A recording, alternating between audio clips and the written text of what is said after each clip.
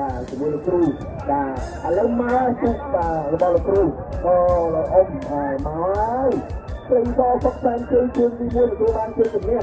បាទចំណែកឲ្យជើងទី2បដូរទៅតែទឹកខាងក្រៅចំណែកឲ្យបារមីឯកមានជើងមកពីជាមញ្ញាអង្គអរិយចាត់យ៉ាងមិនហើយបាទបើមើលទៅតាមការផ្សាយផ្ទាល់នេះវិញទឹកកពីចំណុះជើងប្រព័ន្ធអភិរល្អឯទី2មិនទៅហើយ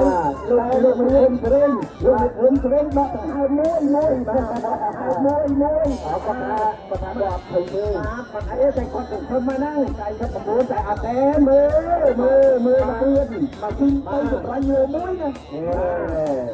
បាទមិនសង្ឃឹមច្រើនទេ99.99ណាបា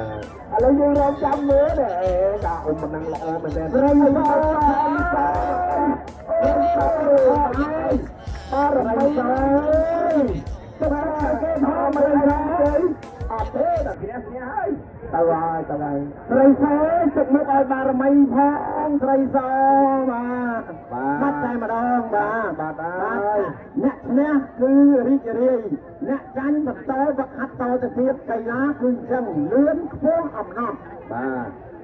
ឥឡូវយើងឃើញហើយបាទគឺស្រីសបាទសុកសានជ័យនៅទទួលបានជ័យជំនះប៉ុន្តែគុំនិយាយណាបារមីអាចមានជ័យបើទោះបីយើងគាត់ចាញ់តែតារៈវេលាក៏ល្អបាទតែលេងជាមួយទូខ្លាំងតាម